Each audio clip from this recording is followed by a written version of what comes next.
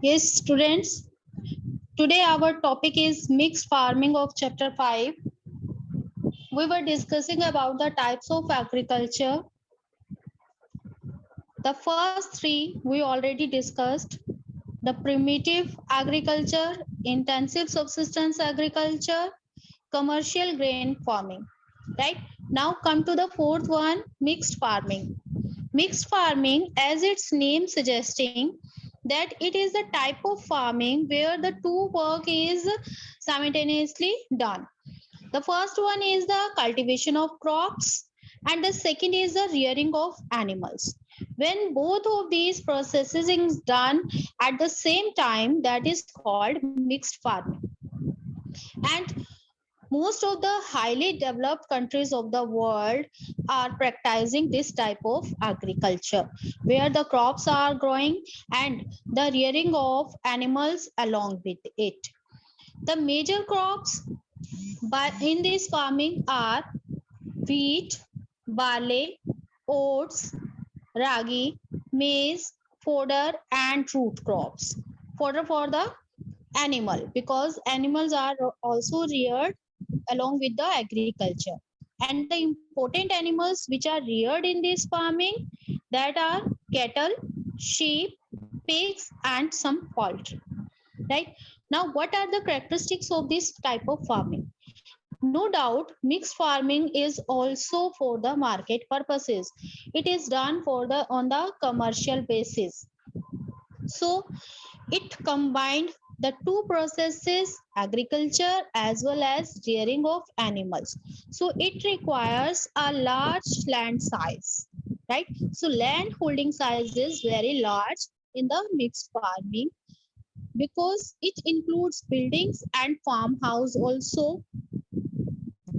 And due to the two processes and just because it is done for the market purposes, all the works are mechanized.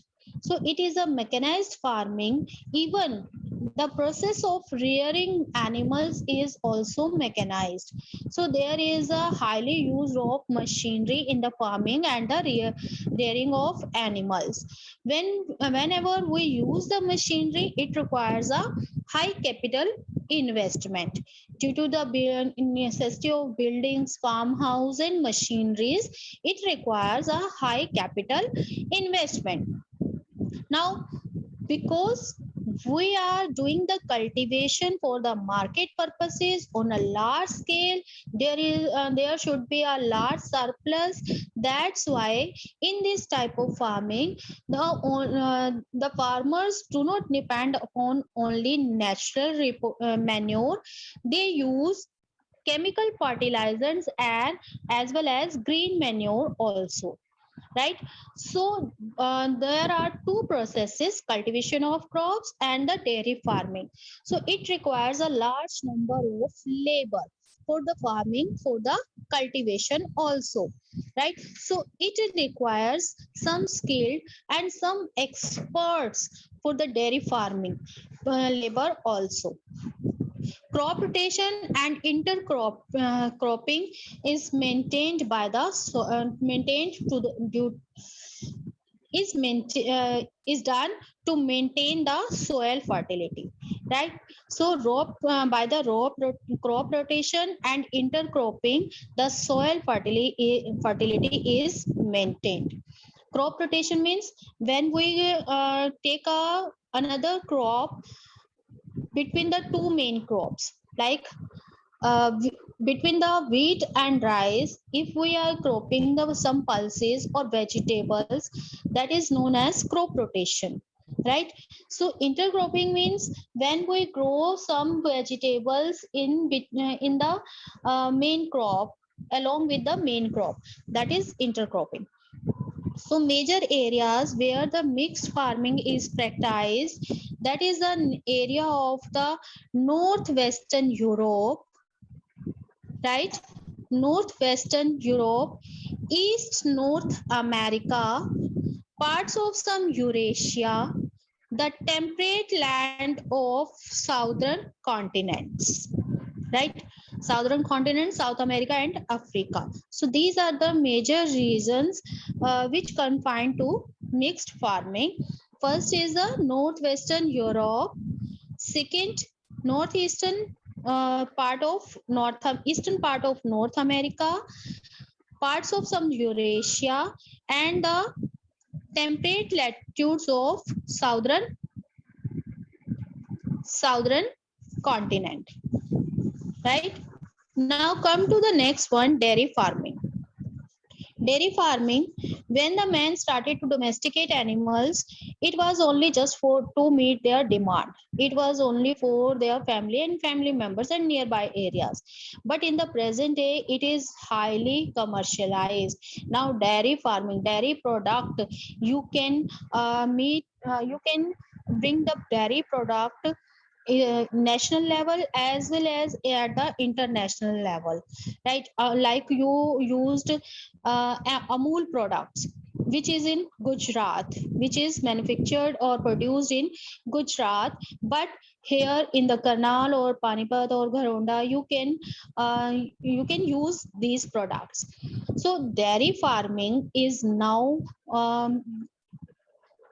the type of farming in which the animals are reared to meet the demand on international as well as domestic basis. So due to the high demand of dairy products, now these days dairy farming is the most advanced and efficient type of rearing animals. So this is the result, because dairy products are such kind of products which are replenished very easily, right? So we cannot store it more than 1 day or 2 day. So it needs some refrigeration facilities, some transportation, quick transportation facilities to develop these type of farming, so that the product can be preserved for a long time, right? So the transportation, development of transportation and refrigeration facilities develop the dairy farming. What are the characteristics of modern dairy farming? In the most advanced type of farming, which is centered to efficient rearing of milk animals. Milk animals means the animals who gives the milk, right? So it is very advanced farming in which the milky animals were reared, and there are particular animal sheds, storage facilities for fodder. They are not depending upon the natural fodder. There are special ranches, there are the storage of fodder, and feeding and mulching machines required high capital investment, because the mulching of the process of mulching animals is not done by manually, is not done by the hands. It is done by the machines. Like if you go to the dairy farm in Karnal, you will see the mulching process of animals is done by the machines. So the feeding process, the mulching machines, it requires a large number of money, and it is highly capital investing. Uh, Third is, it is highly labor intensive farming. Some skilled and unskilled labor is required. Special care taken to the animals, because the aim of the production is to sell in the market. So there is a special taken care for the animals. They have different sheds, different ranches in which the animals are reared. Proper fodder is given to the animals, proper feed taken care of feeding and breeding of the animals, right? So there is no off season, because animal require proper care throughout the year, right? So this is a there is no off season. It can be asked you in 1 mark question, why there is no off season in dairy farming? Because if there is a production or not, but animals require proper care throughout the year. So it needs, as I told you, dairy products are very soon, they can be replenished very soon. That's why it needs transportation, quick transportation, best refrigeration facilities. To keep the dairy product safe for a long time, it needs pasteurization and preservation processes. So it requires transportation, refrigeration, pasteurization and preservation processes, right? So these facilities advance the scope of dairy farming. That's why in the advanced country of the world are practicing dairy farming on a large scale, whose product can be seen in the different parts of the world now, right? So this is mainly practiced near the urban and industrial center, where the ready market for these products is always available. Now come to the major areas of dairy product. Here in you can see in the map, there is Canada, right?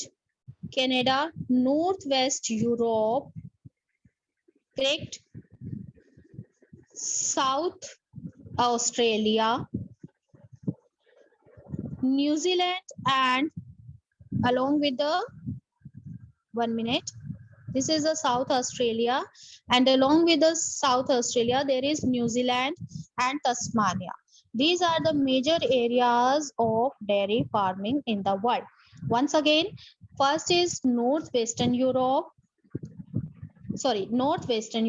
Canada, South Australia, New Zealand and Tasmania. Now come to the sixth type of agriculture, which is known as Mediterranean agriculture. As its name suggesting, this type of agriculture is done in the surrounding area of Mediterranean Sea in Europe, right? So it indicates the agriculture which is mainly practiced in the Mediterranean lands surrounding the Mediterranean Sea, right? What are the characteristics of this type of agriculture? First is it is also commercialized agriculture, which is done for the market purposes.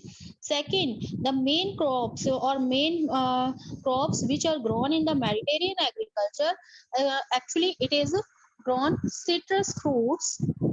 Citrus fruits are grown in the Mediterranean area, and other characteristics are similar to those other commercial agriculture, like it is highly capital intensive agriculture, it is mechanized, skilled and unskilled labor is required, right? So all these characteristics are similar to the Mediterranean agriculture also.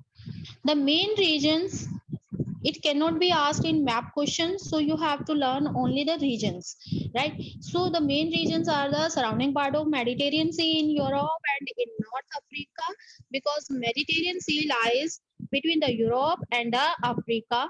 So it confined to the surrounding part of Mediterranean Sea in Europe and North Africa, from Tunisia to Atlantic coast, southern California, central Chile, southwestern part of South Africa, south and southwestern part of Australia. Right now, what is viticulture? It is a part of Mediterranean agriculture, viticulture. The cultivation of grapes are known as viticulture. Right, viticulture. Here the grapes are produced, and by these grapes the wine is prepared, and the best quality grapes are used to produce the wines. The inferior ones are used to produce raisins and currants, जिसको आप कहते हो किशमिश and मनक्का, right? In our local language, we used kishmish and manakka. So the inferior grapes are used to produce raisin and currants, kishmish and manakka, and the best quality grapes are used to produce wine, right? So this region also produce olives and figs. As I told you that the Mediterranean agriculture consists of citrus fruits. So in this agriculture, the valuable crops such as fruits and vegetables are grown. The products in viticulture have great demand in Europe and North American markets, because the surrounding area is in European countries, and the citrus fruits and all these vegetables are have a great demand in the American markets also, right? The next type of agriculture is market gardening and horticulture. Market gardening and horticulture means, market gardening means vegetables, growing of vegetables. Horticulture means growing of fruits and flowers, right? So this agriculture is specialized in the cultivation of vegetable, fruits and flowers. So cultivation of flowers is known as horticulture. Remember these terms. The cultivation of grapes is known as viticulture. The cultivation of flower is called horticulture. It can be asked in MCQs form or 1 mark question. All these are perishable goods, so they are sold in nearby urban markets because it perishable. It is very perishable and can be destroyed in very soon. So the farm size is small. These are well connected to the urban center with the efficient and cheap means of transportation, and they are labor intensive agriculture because the cultivation of fruits and vegetables, it requires manual labors. So it is a labor intensive agriculture as well as capital intensive. So modern methods of agriculture are used to produce HYV seeds, fertilizers, insecticides also, right? So these modern methods are also used to produce. Irrigation methods are also required. Greenhouse and artificial heating are also used in this agriculture. This is a scientific technique which is used to produce the goods or the vegetables and fruits with nutritious values, right? So the greenhouses effects are also given to the crops, and artificial heating was also provided to the crops or fruits and vegetables. That's why they can attain the nutritious values. So market gardening and horticultures, important regions: northwestern Europe, northeastern USA and Mediterranean region, right? In the, you have to note down that the growing flower and horticulture crop, the Netherlands is specialized, which are flown to all major countries of Europe. The flowers are exported to all the European countries from Netherlands, right? Now come to the next one, truck farming. There is a truck, not a type of separate type of farming. It is a term which we used in horticulture, right? That is a truck farming. What do you mean by truck farming? It is not at the same that we are doing the farming in a truck. It is a type, it is related to the time, right? So the regions where farmers specialize is in vegetables only, the farming is known as truck farming, right? The areas which confined to the vegetables only, the where the farmers grows only vegetables, that type of farming is known as truck farming. Why we called it truck farming? Because the distance of truck from the market is governed by the distance that a truck can cover overnight, right? The truck which is full of vegetable, how much distance it will cover in a single night. That's why that is known as truck farming, right? So the distance of truck from the market is governed by the distance that a truck can cover overnight. This type of farming is done at the distance of one night covered by a truck. That's why it is known as truck farming, right? The last one is factory farming. Factory farming. Now here you can see some poultry farms or special cattle rearing uh, ranches or buildings, right? So this in this type of farming, the cattle are reared scientifically. There are scientifically breeding of the cattle are also done in this type of farming. So the type of farming is related to the rearing of livestock, especially poultry and cattle rearing. What are the characteristics of these type of farming. First is it is done in stalls and pens. There are separate buildings which are built for the poultry, cattle and pens. The animals are fed on manufactured food stuff. They are not depend upon the natural. They and their food stuff is also manufactured. They are carefully supervised. Medical treatment is also provided to the cattle and the hens. It also requires heavy capital investment because separate buildings are there. Food stuff is also manufactured. Scientific medical care is also provided. So these required a huge capital investment. It also required like building, machinery, veterinary services, heating and lighting facilities to ease the cattle's. All these facilities are required. The two important features of this agriculture are breed selection and scientific breeding. Breed selection, which type of breed can be generated so that the product from that breed must be efficient and nutritious. So the scientific breeding is also done. All the work is done by machines because the hygienic because due to the hygienic uh, process, right? So skilled labor is required. The main aim is to provide the high quality products which should be hygiene, proper nutritious. That's why the breed are scientific, the scientific breeding is done. The all the work is done by the machine, no manual work, right? Skilled labor to operate the machines, to breed the animals for their heating and lighting facilities. All these required a huge capital also, right? So this is a factory farming where the animals do not give the birth naturally. Along with the natural birth, the scientific breeding is also done, right? Now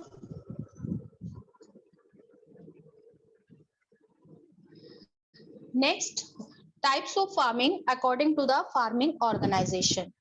There are two types of farming according to the farming organization. If you will see, as I gave you the example of Amul.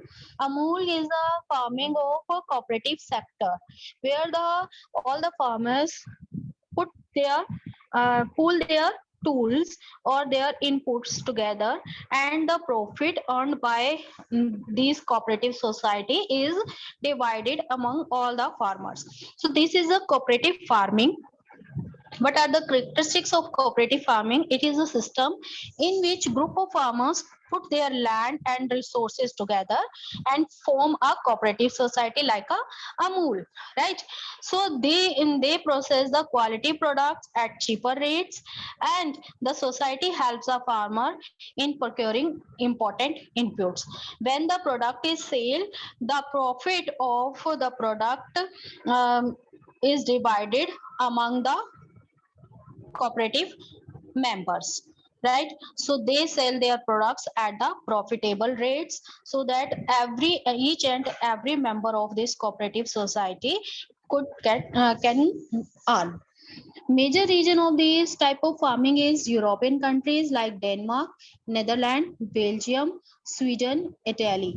In these, Denmark is famous for the dairy products, and most of the dairy products are produced in the cooperative farming in Denmark, right? Next is a collective farming. Collective farming is firstly adopted by the USSR in 1917. In there, it is known as Kalkos. It is a government policy. It remember it. What is the difference between the cooperative and collective? Both are similar to each other, but there is a slight difference. Cooperatives in the cooperative farming, farmers pool their input by their own, right? But in the collective farming there is a role of government, right? So the in the USSR, to increase the production, To make the production efficient, the government used a policy so that the inefficiency of the previous method of agriculture can be avoided. Right, so this cooperative union is based on social ownership of means of production and collective labor. All will do all will pull their inputs, as well as the members will provide the labor. So the farmers pool all their resources collectively. They retain a small piece of land. Each and every farmer can retain a small piece of land for growing crops of their daily needs. Rest of the land they will pool in the collective farming. The early target was set up by the government for the farmers. The government sold their products at fixed prices, and the farmers have to pay the taxes for farm produce and hire machineries, which will be done by the government, and the farmer will pay the rent for that. The excess produced is distributed among the members. When the government sell their product, after that a fixed amount will sell, but after that the surplus will be produced, then it will be distributed among the members.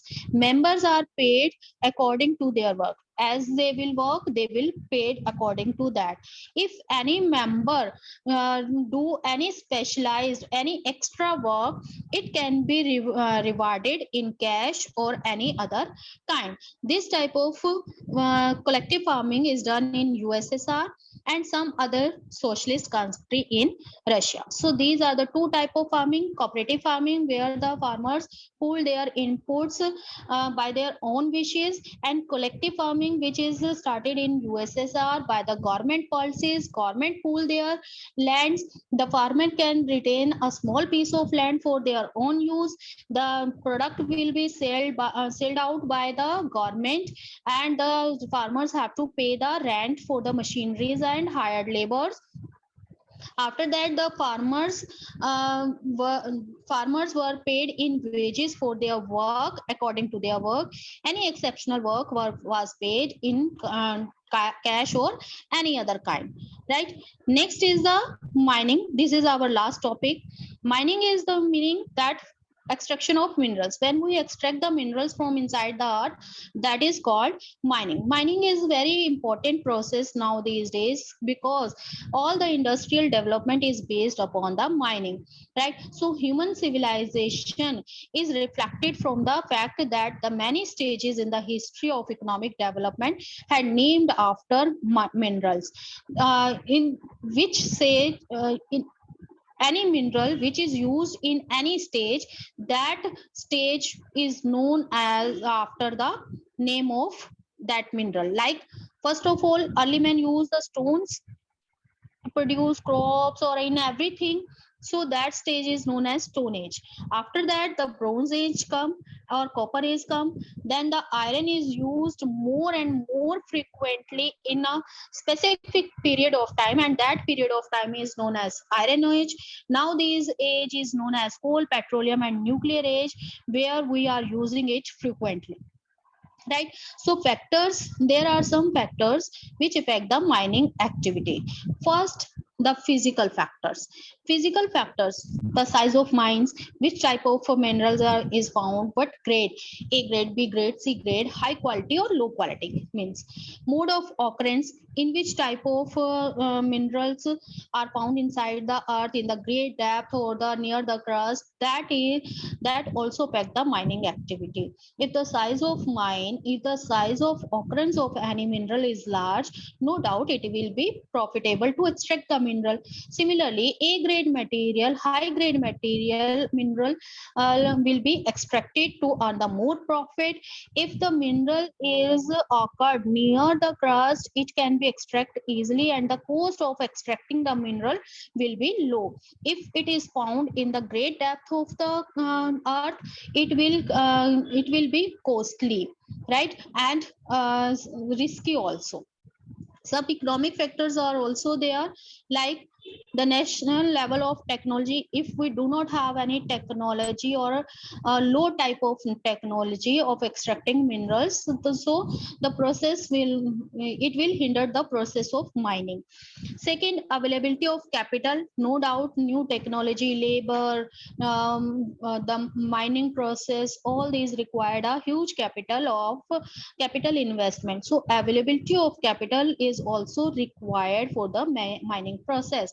In this mining process, to bring out the material and minerals and to loaded our or on loaded and uploaded and downloaded these material or minerals, the labor is required, some skilled and unskilled labor is required to transport the minerals to the market.